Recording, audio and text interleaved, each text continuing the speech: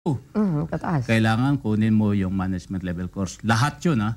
Kung sa kapitan, function 1, function 2, function 3, naabot to ng mga 1 buwan at kalahati. Okay, question bago tayo mag-up.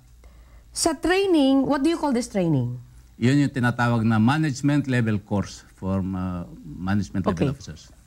Kung ako isang kapitan, magti-training ako, ilang araw ang gugugulin ko? Abutin niya ng 1 buwan at kalahati. 1 buwan at kalahati at magkano gugugulin kong pera?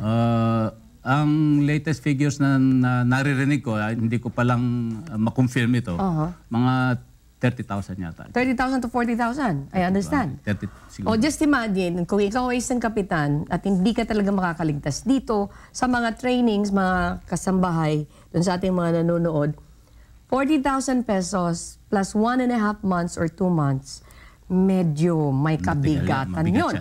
So yan ang nagiging reason kung bakit mayroon konting kagulumihanan na nangyayari sa hanay po ng mga marino. Hindi natin pwedeng ilagay ito sa isang tabi. Especially yung usapin na may kinalaman sa marino kasi ito ang buhay ng ating bansa. Lalong-lalo na pag pinag-usapan natin ang ekonomiya ng Pilipinas. When we come back po, pagpapatuloy natin ito. Okay, kaya ba na ipatupad ng mga training centers, ma-accommodate ng training centers, ang daan-daang libong mga marino na mag-undergo ng training? When we come back, pag-uusapan po namin yan with Engineer Marisigan. Ngayon, sa kondisyon ngayon, ay nakita namin sa base sa pag-aaral at sa mga statistics at analysis na ginawa ng PRC na para sa mga management level officers ay makakayanan. Basta't wag lang silang sabay-sabay pupunta sa PRC kasi hindi naman sabay-sabay na mag-e-expire yung kanilang certificates of competencies. Okay. So within a 5-year period, kayang gamit. Okay. Pag hindi ka kumuha nito, hindi ka makakasampa sa barko? Hindi ka mai-issuehan ng certificate of competency pag hindi ka kumuha nito. Okay. Engineer, I have a follow-up question. How sure are we na yung training school, training center na mag-undergo ng mga training na ito, which is required dito sa STCW, ay mga, what do you call that? Na compliant sila doon sa ipinatutupad ng STC. IMO. Yes, IMO, you're correct. Yung management level course ay binuo din yan ng International Maritime Organization para maging standard din siya sa lahat ng bansa. So doon natin ibinase yung ating pagbuo ng management level course.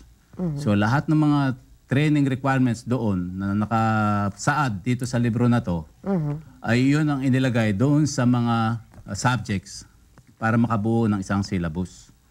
At kung ano-ano mga laboratory equipments na kailangan, anong mga instructors, mga staff, kung sino yung school na magbubukas, ay ginawa na yan ng MTC at lahat ng mga training providers na ma-accredit na mag-conduct niyang management level course ay compliant dapat doon sa procedures na yun na ginawa ng MTC. What is the role of the Professional Regulations Commission doon sa pagmaman, doon sa pagpapatakbo ng isang training center?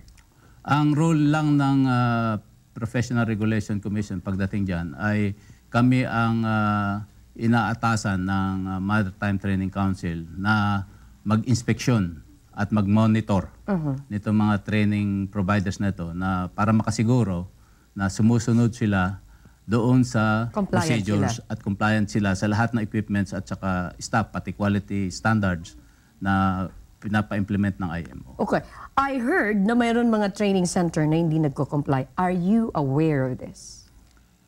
Meron na kaming mga narinig na ganyan na pagka hindi sila nagko-comply, ang ginagawa ngayon ng MTC ay pinapupuntahan agad ng isang inspector, bine-verify kung totoo ba yung complaints. Okay. Pwede bang lumusot sa inyo? Let's say, for example, I'm a former congressman, I'm a former senator na nagmamay-ari ng isang training center, pero hindi ako nagko-comply, non-compliant ako. Pero you know naman, I'm a former congressman, I'm a former senator, pwede kitang takutin. Kapag hindi mo ito ginawa, eh, pwedeng malagay ka sa alanganin kahit na ikaw ay taga-Professional Regulations Commission. Ibig sabihin, pwede kayong kahit na alam nyo na hindi karapat-dapat, pwede nyo ibigyan ng certificate of kung ano man ang ini-issue yung certification. Awa ng Diyos, sa akin kasi hindi pa nangyari sa akin yan. But I don't. At pero sa mga kasamahan ko sa trabaho, sa profession, meron akong mga narinig na ganyang istorya. Thank you for being honest. Harinawa, hindi na mauulit yan dahil siyempre ang epekto niyan sa ating mga marino ay grabe. So ngayon na ang ating gobyerno ay serious pagdating sa pagpa-implement ng isang batas. At yan ay napatunayan na sa pagpapasara ng isang malaking maritime school. Okay. So sana yan ay magbigay lections doon sa mga maritime schools o training centers na hindi nagko-comply, na revisahin nila yung kanilang mga reports at any time these days, next year, bibisitahin kayo ng inspectors ng MTC or CHED. Pagka nakita nila na hindi kayo nagko-comply o wala kayong ginawa doon sa mga deficiencies, ay malalagay sa alanganin ng inyong accreditation. Okay. Narinig ko kasi mayroon din isang mataas na opisyal na nagsabi na it's easy to kill a person than a chicken. Pero di naman natakot yung kasama ninyo so far. Ang nangyari doon Na-trauma ba siya o ano? Ang ginawa nila yata ay sa halip na dadaan sila doon sa ganong street, sa kabila sila dumaan para hindi sila maambos. Pero alam mo, Engineer Marasigan, thank you for being honest kasi narinig ko to. I think this is a confirmation already that's happening dito sa maritime industry. Now, doon sa mga kababayan natin, doon sa mga marino na nanonood ngayon, ano ang gusto niyong sabihin sa kanila na you have nothing to worry? Kung mayroon man ganitong klaseng management training, this is what you need. Otherwise, hindi kayo makakasakay. Pero doon sa amount ng pera na gugugulin nila, which is really a big amount, 40,000 for each management level officer o kapitan o chief engineer.